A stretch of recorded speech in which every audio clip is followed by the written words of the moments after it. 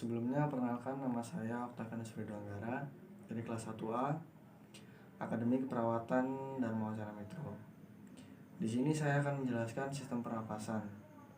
Di dalam sistem pernapasan terdapat banyak sekali organ atau struktur. Sebelumnya, apa itu sistem pernapasan? Sistem pernapasan adalah sistem biologis yang di dalamnya terdapat organ atau struktur lain yang berfungsi sebagai pertukaran gas baik oleh hewan maupun tumbuhan. Di dalam sistem pernapasan ini yang pertama ada rongga hidung.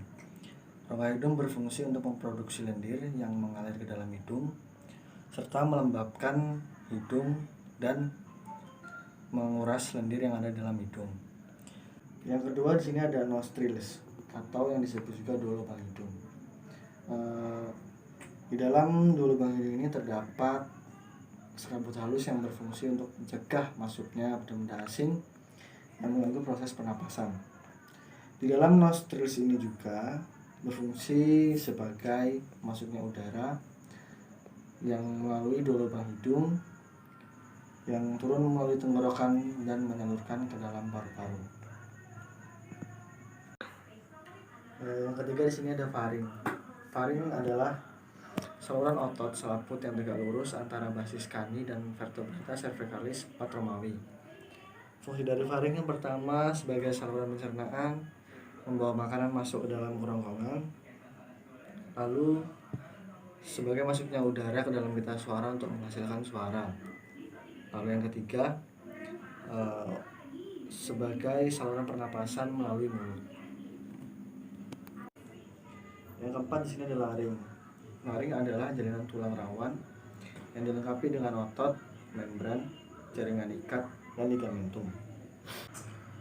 Fungsi laring sendiri. Laring berfungsi dalam melibatkan vokalisasi manusia. Apa itu vokalisasi? Vokalisasi adalah berbicara yang melibatkan sistem respirasi yang meliputi pusat khusus pengaturan bicara dalam korteks cerebri. Pusat khusus sistem respirasi di dalam batang otak serta struktur resonansi melalui mulut dan rongga hidung. Yang kelima ada trakea.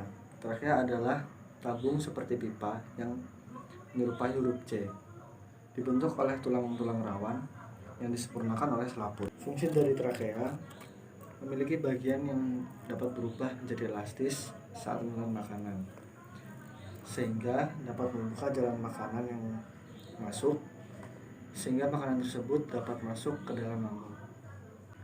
Yang keenam di sini ada kartilago atau tulang rawan, merupakan jaringan ikat lentur yang terdapat di bagian anggota badan manusia maupun hewan, termasuk sendi di antara tulang, sangkar rusuk, telinga, hidung, tenggorokan, dan cakram intervertebral. Yang ketujuh di sini ada pulmo atau paru-paru. Pulmo adalah organ sistem pernapasan yang berada dalam kantung pembentukan pleura parietalis dan pleura visceralis. Fungsi dari pulmo atau paru-paru tersebut yang adalah merupakan oksigen dari udara dengan karbon dioksida dari darah. Yang kedelapan di sini ada bronkus. Bronkus adalah kaliber jalan udara pada sistem pernapasan yang membawa udara ke dalam paru-paru. Fungsi dari bronkus yang pertama sebagai keluar masuknya udara ke dalam paru-paru. Yang kedua untuk mencegah infeksi. Yang kesembilan di sini ada bronkiolus. Bronkiolus adalah cabang dari bronkus yang merupakan jalur utama di paru-paru. Udara yang Anda hirup saat bernapas sekarang akan masuk ke dalam paru-paru melalui bronkus. Fungsi dari bronkiolus sendiri yaitu saluran udara yang menghubungkan lingkaran luar dengan paru-paru. Yang terakhir di sini ada diafragma. Diafragma adalah otot berbentuk kubah yang berfungsi untuk membantu proses pernapasan. Otot ini terletak di antara rongga dada, perut, serta memisahkan organ jantung dan paru-paru dengan organ perut seperti lambung, usus, limpa, dan lain-lain. Demikian penjelasan tentang sistem pernapasan yang dapat saya jelaskan.